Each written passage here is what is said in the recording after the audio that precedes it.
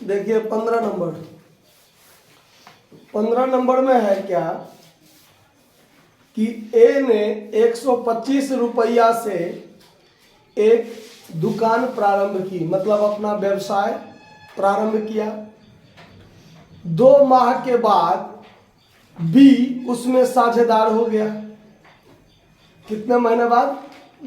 2 महीने बाद। और 1 वर्ष के बाद जब लाभ को बांटने का समय आया तो ए और बी 3:5 में लाभ बांटता है। तो कहता है कि बी ने कितने धनराशि लगाकर व्यवसाय में प्रवेश किया था। यही बात है, ठीक है। अब देखिए, अब मान लीजिए लाभ को वितरण करना हो तो एक लाभ का वितरण करने का 2 तरीका। एक कि मान लीजिए प्रारंभ में हम 125 रुपया लगाया और ये आदमी भी मान के चलते हैं प्रारंभ में मान लीजिए 200 रुपया लगाया। वर्ष के पहलू के दिन दोनों आदमी लगा के शुरू किया, दोनों आदमी ने लगा के एक साथ शुरू किया। तब दोनों आदमी का आपसी जो विचार हो, जिस अनुपात में लाभ बांटने का उस अनुपात में लाभ बांटेगा, दोनों आदमी के आपसी विचार से। या फिर जिस अनुपात में पूंजी लगाया है उसी अनुपात में लाभ बांट लेगा। होगा कि नहीं होगा? 2 तरीका। एक तो आपसी विचार कि दोनों आदमी चूंकि एक साथ व्यवसाय शुरू किया है साल के प्रथम दिन, तो दोनों आदमी का जो आपसी समझौता होगा उसी में लाभ बांटेगा। लेकिन दोनों आदमी ने एक साथ व्यवसाय प्रारंभ नहीं किया है। एक ने साल के प्रथम दिन व्यवसाय शुरू किया और एक आदमी 2 महीना बाद आया। और लाभ को बांटता है कैसे? तो 3:5 में। अब दोनों का पूंजी तो साल भर नहीं रहा ना, दोनों का पूंजी साल भर रहा नहीं रहा। तो फिर लाभ को बांटने का तरीका क्या होगा, किस आधार पर वो पूंजी लगाया होगा, ये सब बात यहां पर क्लियर करना है। अब यहां देखिए इसको बनाएंगे कैसे। तो ए ने वर्ष के प्रथम दिन 125 रुपया पूंजी लगाया, ठीक है। तो ए का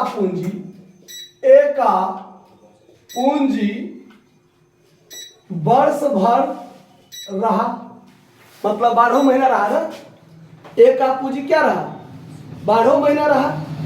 तो ए का पूंजी 12 महीना रहा तो 125 गुने 12 कर दीजिए, ठीक है।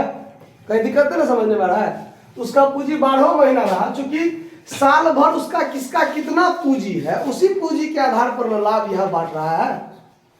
आया बात समझ में? तो उसका पूंजी 12 महीना रहा तो उसका 12 से गुना कर दीजिए, कितना हुआ? 1500, ठीक।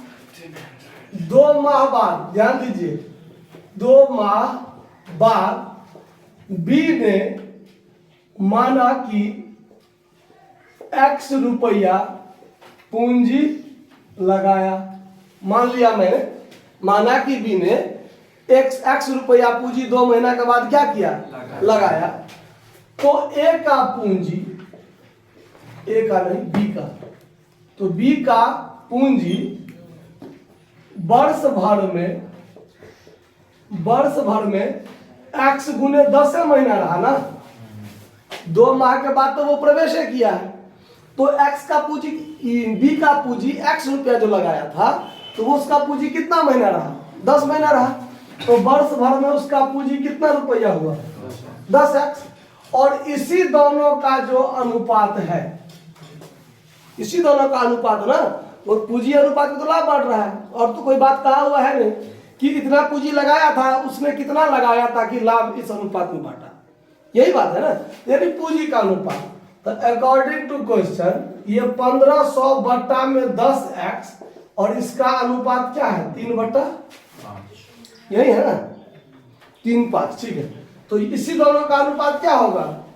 3:5 होगा। अब इसका कैलकुलेशन कीजिए, ये दोनों का गुना करके हो गया 30x और ये हो गया 7500। तो x बराबर क्या हो जाएगा 7500 बट्टा में 30, एक जीरो से एक जीरो और इस शेष पे भाग दीजिए कितना 250, यानी x बराबर 250, मतलब कि B ने 250 रुपया पूंजी लगाया था। आपका यही आंसर हो गया। समझ में आ रहा बात? कहीं कोई दिक्कत? नोट कर लीजिए।